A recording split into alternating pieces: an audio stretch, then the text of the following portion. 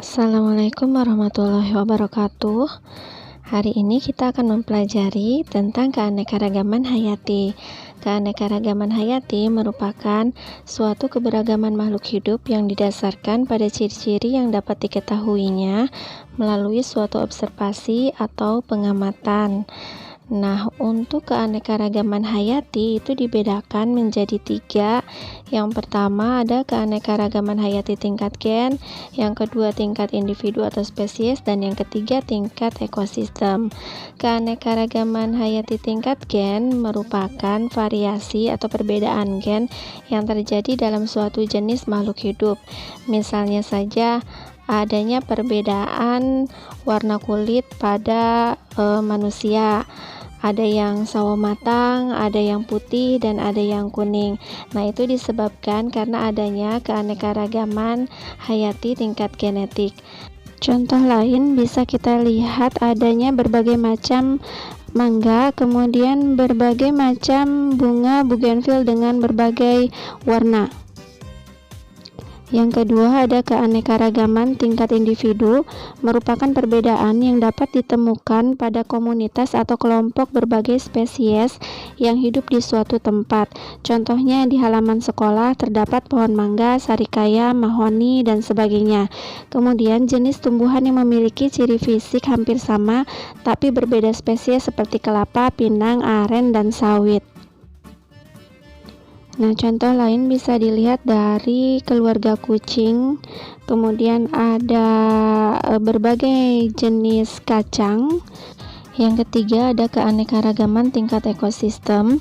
Keanekaragaman tingkat ekosistem menggambarkan jenis populasi organisme dalam suatu wilayah.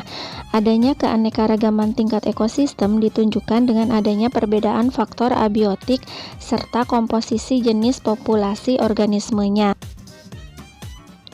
Pada ekosistem buatan, contohnya ada bendungan, ada sawah, kemudian yang alaminya itu ada danau, kemudian ada sungai, lalu ada hutan hujan tropis, dan lain sebagainya. Indonesia memiliki kekayaan flora, fauna, dan mikroorganisme yang sangat banyak, sehingga Indonesia menempati peringkat pertama di dunia dalam kekayaan spesies mamalia dan kupu-kupu besar, serta warna-warni. Selain itu, Indonesia memiliki sejumlah spesies endemik tertinggi di dunia, contohnya nuri sayap hitam dan katak tanpa paru-paru. Penyebaran flora Indonesia. Flora Indonesia termasuk flora kawasan Malaysiana yang meliputi Malaysia, Filipina, Indonesia, dan Papua Nugini.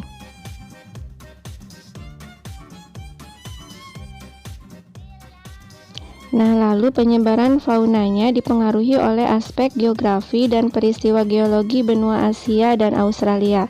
Tipe fauna di kawasan Indonesia bagian barat mirip dengan fauna di Indonesia Tenggara, sedangkan fauna di kawasan Indonesia bagian timur mirip dengan fauna di benua Australia.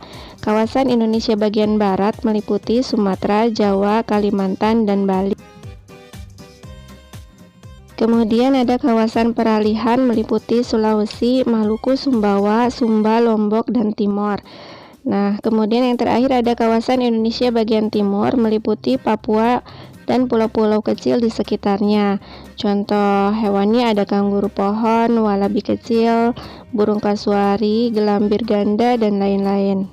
Nah, burung di kawasan ini memiliki bulu yang berwarna-warni.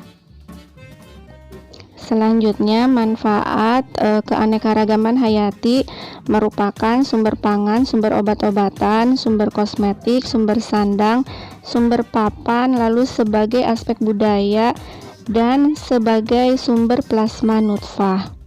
Hilangnya keanekaragaman hayati disebabkan oleh hilangnya habitat, pencemaran tanah, udara, dan air, perubahan iklim, eksploitasi tanaman dan hewan, adanya spesies pendatang, dan industrialisasi pertanian dan hutan. Usaha pelestarian keanekaragaman hayati dapat dilakukan dengan konservasi in situ, yaitu usaha pelestarian yang dilakukan di habitat aslinya.